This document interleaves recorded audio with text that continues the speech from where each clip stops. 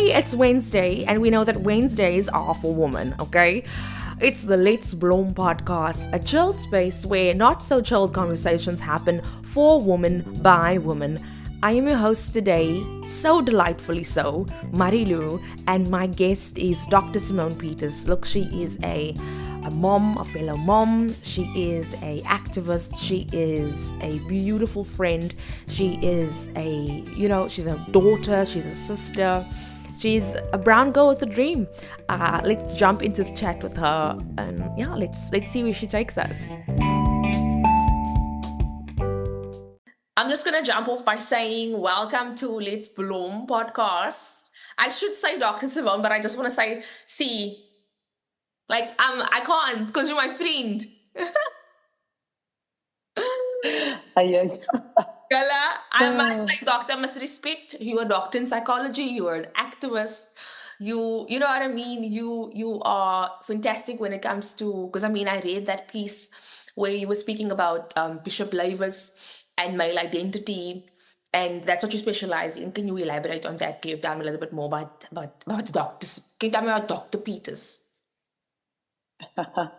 Dr. Peters, thank you for having me first and foremost. I know it's been in the making. It's always like, I need to have you, and it's like, yes, I'm going to come. So I'm happy that, God has finally aligned us. I believe that, there's a reason for why it's happening now and not in previous years. Absolutely. Thank you for having me on the Let's Bloom. So Dr. Peters, PhD I have, I think, for almost 4 years now. I know it's been a while. The PhD was really just it was born out of a frustration around, how colored identities were constantly stereotyped, how me as a colored girl, I was being stereotyped, and people were asking me the weirdest things like, do I have gang affiliation? Do I carry knives in my bag? Because, the stereotypes around, what it means to be a colored person in South Africa. So really just being frustrated around the narratives that were told around our colored communities and our colored men, and also, colored women. Men are like my specialty because of just my own interest in what it means to be a colored man in South Africa. It's a population that's not, there's very little written about the population. And so I wanted to broaden what we know, but also complicate what we know, right? And talk back to these sort of stereotypes around us as only gangsters, as only violent, as only drunkards, and our communities as these breeding places for violence, right? Yes. And so that embarked my journey of 3 years of working in the community of Bishop Lavis. So my family come from Bishop Lavis with the Group Aiders Act. My granny was relocated to Bishop Lavis.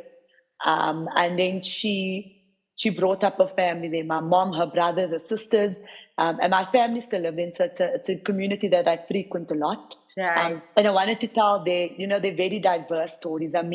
About the children that are so creative, making their own toys despite the financial constraints to buy the toys, looking at how the community, there's always an auntie that has a soup kitchen.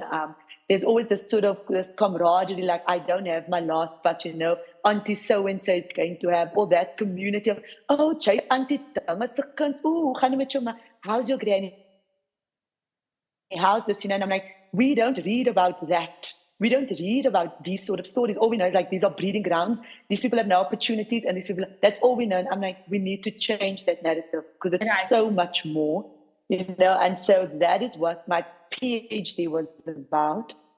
And that has been my activism, around making colored lives known and their diverse lives known, right? Because we are not a homogenous group. We are not all the same. The colored people from Joburg are different to the colored people from Cape Town. The way we speak Afrikaans is different. We are so diverse, and I was just so frustrated with the same narrative being pushed onto us. Yeah, that topic. Yeah. And just also wanting to tell the history of, of the community of Bishop Lavis. So it was also a very personal project to me to learn more about my family and their roots. And in learning their roots, it sort of, brings me towards myself. Absolutely. So yeah. So that was, how Dr. Peters it's a passionate topic. it's a passionate topic that we Yeah, it every really is. single day. It's literally you just reframing the narrative, because we do need people who are going to be at the front lines to reframe the narrative. Yes, I speak like this, but I can also speak in another particular kind of way. We have to shape shift. How creative, like with the Toy Story, how creative we have to be to survive in certain environments. Like all of that is so beautiful, it's so creative, but then we will find news headlines that only speak a specific type of thing. And it's not just in Cape Town. Although we're so different from PE, Cape Town, from the Northern Cape, from Joburg, the narrative is still the same. We're still the stereotyped in exactly the same way. So I salute your activism in terms of that, and for you to even extend it to a point where you're going to become, you know what I mean, like Dr. Peters for it. You know what I mean? That's very important. Like I'm actually just now. I just want to my groupie moment here now. It's now like a groupie moment here now. Quickly, I was on this podcast stuff. I don't know how long we know each other now. I think we're probably going for 3 years now. I think we're going for 3 years. Probably. And the first time I heard you speak, you had your accent, you were speaking your accent, and I heard you on I think it was a UK or an American podcast. I'm not sure who was interviewing. Was it yes, I think it was Romanta. No, it was Romanta Botha. I think you had heard me on that, and she had asked me what it means to be a colored girl and growing up colored. Yes. Was the podcast. Yes, so when I heard that, I was like, I'm looking for this. This is my friend. I'm not the only one. You know what I mean? I also want to mention you, Male and Guardian 30 under 30. Like, we have to give the props where the props. Yes, girl. So I'm like, I'm gonna look for us, doctor, and this girl is gonna be my friend. Girl, spoken into existence. And I'm like, I'm so grateful to have you in my life, because you're not just in my life in a capacity of like we give and take. Like we have emotional and psychological bond with each other. And what you share sacred things with me, I share, like, I'm getting goosebumps, sacred things with you, and we navigate and help each other through thinking about certain things, and just you don't understand how much that means to me as another colored girl, because I feel like sometimes it's tough to find other colored girls that are also doing the things that can give other girls problems also, because there's space for all of us. You know what I mean? There is space for all of us. There is definitely. Yeah, but that's why I'm also very vocal around identifying as colored, because I'm like, we don't have a lot of colored doctors. And so I'm very intentional about saying I am colored, and we can achieve so much.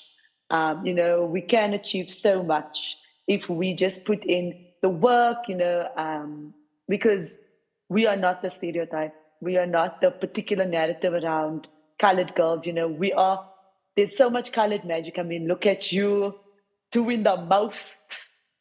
Doing the most. Don't want to. Stop it, I like it. Look, so there's definitely space for all of us. Definitely. That's where we don't need to break each other down, We can build each other, grow community, so.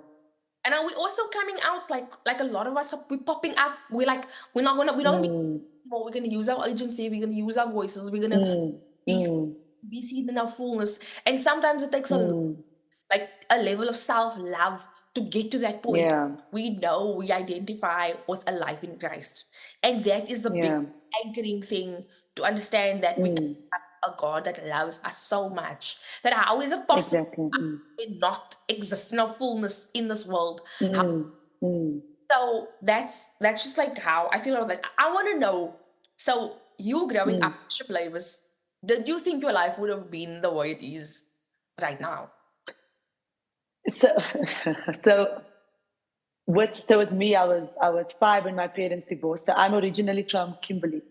That's where I was born. I lived there for 5 years, and then my mom leaves my father, and she literally escapes. She ran away. She gets us on the train with the last money she has, and she starts all over again, right? So that's when we moved to Bishop Lavis, to my grandmother's house, and we lived in the Wendy house behind my grandmother's house. And I think that, I'm a young girl there, and My mom was one of those people that, like, her children are going to be something in life. She doesn't know how, but her kids are going to be something in life. That was always like my mom's mentality. So my mom finally finds her feet after like a year, and then we eventually move, and we moved to so my mom's a police officer, so we moved to a police flat, and that happened to be in a suburb, so it was in a different neighborhood. But because we were used to going to my grandparents, we would go to Bishop Levels almost every day. And then my mom puts us into English school. And at school, that's when that's raw. But I went from being a yellow Afrikaans girl to now having to learn English. Oh. Because my mom has put me in English schools. Yeah, because I was fluent Afrikaans. I only spoke Afrikaans. And then my mom puts me into like English creches, English school. Oh, you're young here now, so you're quite young. So like. I'm still young here. Yeah, I'm still. As net Afrikaans wat het maak. It was Afrikaans wat gemaakt het to.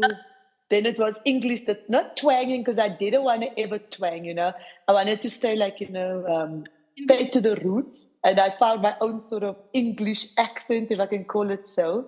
But that is when, my mom would have that thing of dream big, and in your head you're like, but like, we're living in poverty. My mom is struggling as a single mom, She's trying to make ends meet, but I had a very strong aptitude for school. So I was already like excelling at school and excelling at sports. So my mom was like, just keep on working hard. And I promise you, like, things are going to happen for you. Just put in the work.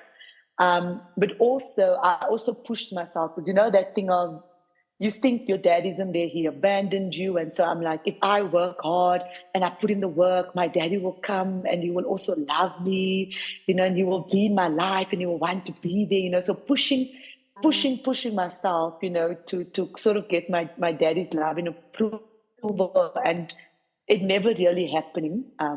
But also my mom's a single mom. I'm the eldest child, so putting so much pressure on myself so that my mom didn't have an extra pressure of a bad child, So I'm like, I need to be so good so that it's a burden off my mom, because that's the least I can do because my mom's already struggling, Hey? I didn't know you were. You didn't know that? No, I'm the eldest.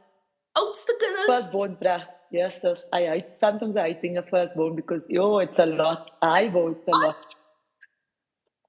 It's a lot being a firstborn. There's this young girl, she's blooming, she's good at school, academics, looks yeah, good. So then, I knew I went to a colored primary school, so lots of colored people there. And here is where I realized that I'm good at acting, I'm good at drama, and I really liked performing. So I'm thinking, okay, Simone, maybe you must be a performer. But I'm like, but you're also so good at maths and at physics.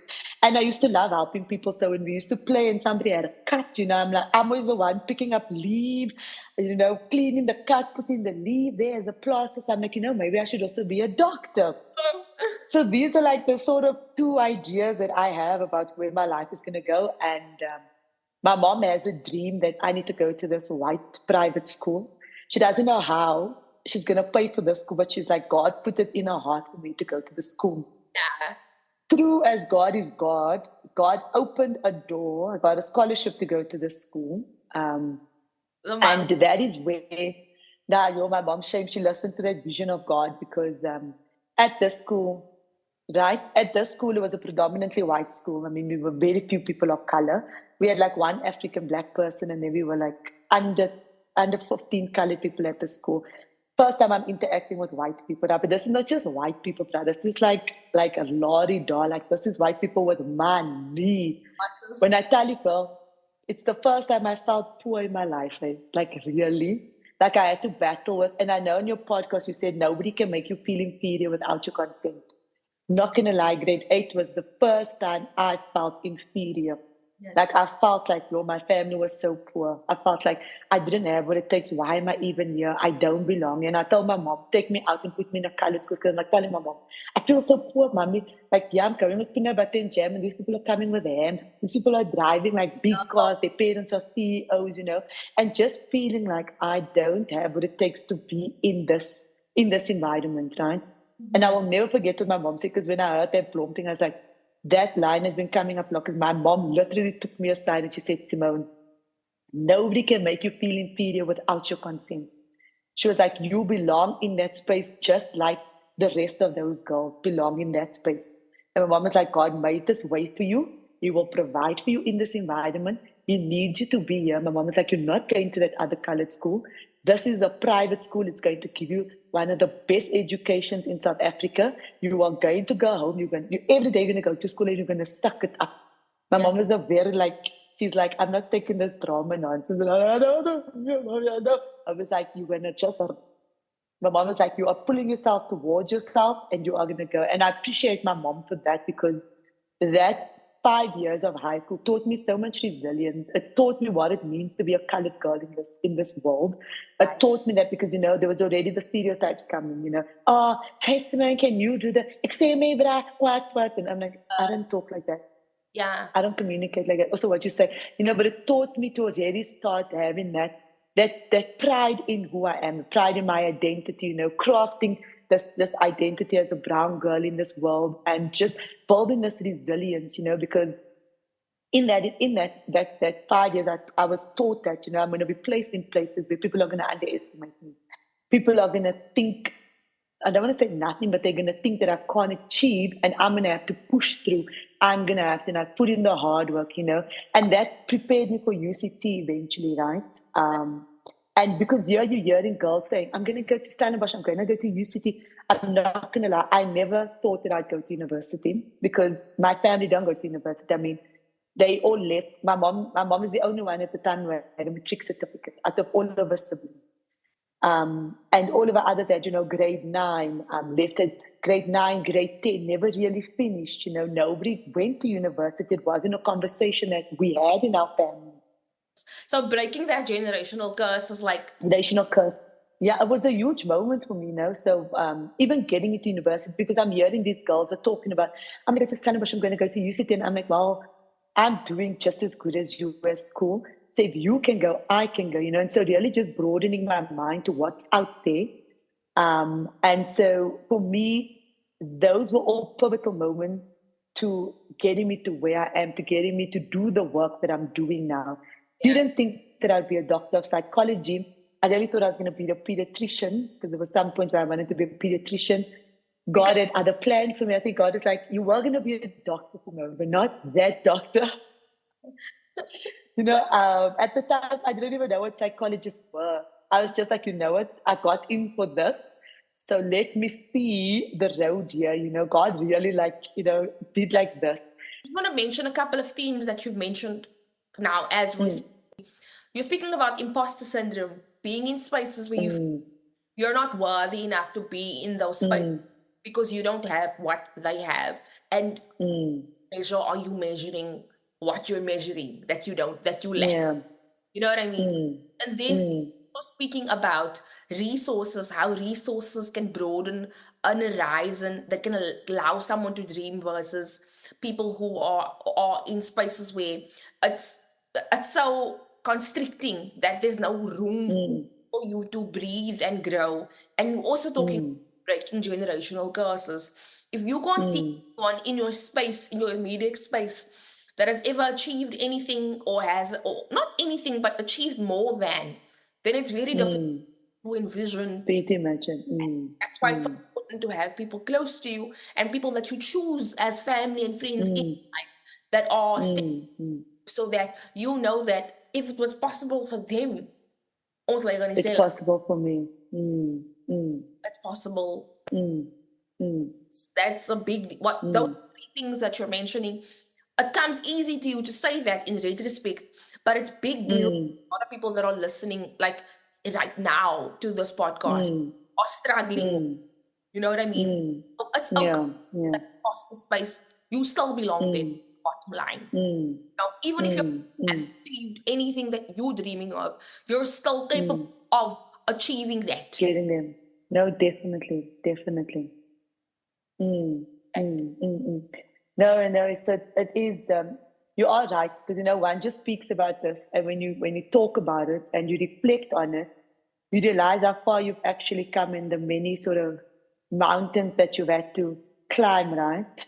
And I think of, because I grew up in the church, went to Sunday school, and you're always told that, God is the God of impossible. You're always told that you are worthy, you fearlessly made in God's image, and you can do anything, right?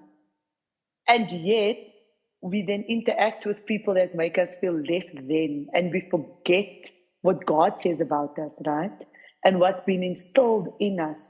And I thank my mom for always reminding me that, even my grandmother, always reminding me of the strength that I had. And I didn't see it, but they constantly saw it. And I got to a point like, they are seeing greatness in me. Why am I not seeing that in myself? Yes. And so it's important that we have community and people that speak into our lives and speak into our future. Because sometimes we have this disconnect because when we can't see it immediately. And I think God is a God of faith, right?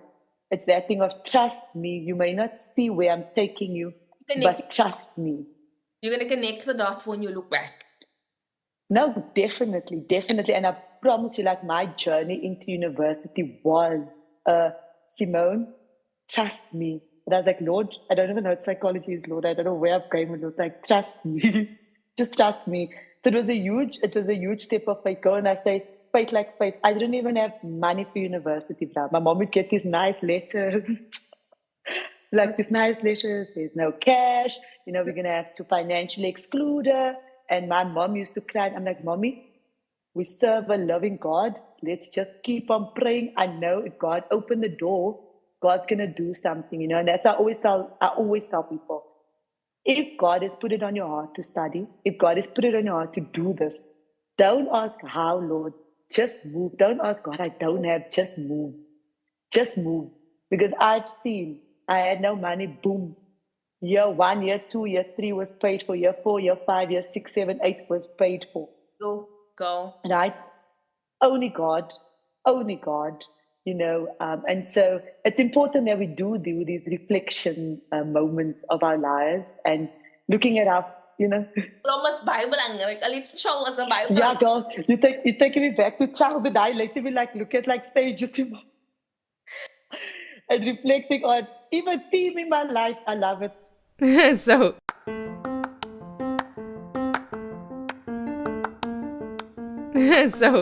that was part 1 with Dr. Simone Peters. We're going to continue this conversation next week with part 2. If you want to hear us laugh and chat and talk and just get into some of the details of her life, and she's got a bit of an announcement to make in the second podcast, then I suggest you just go ahead and subscribe to the podcast. Go ahead, and I see you like listening to us on YouTube. Please subscribe, leave us a comment, let us know what you think about today's conversation. You know how I always say, stay kind to your mind, stay soft with yourself, and for now, just only for now, I have to say bye-bye.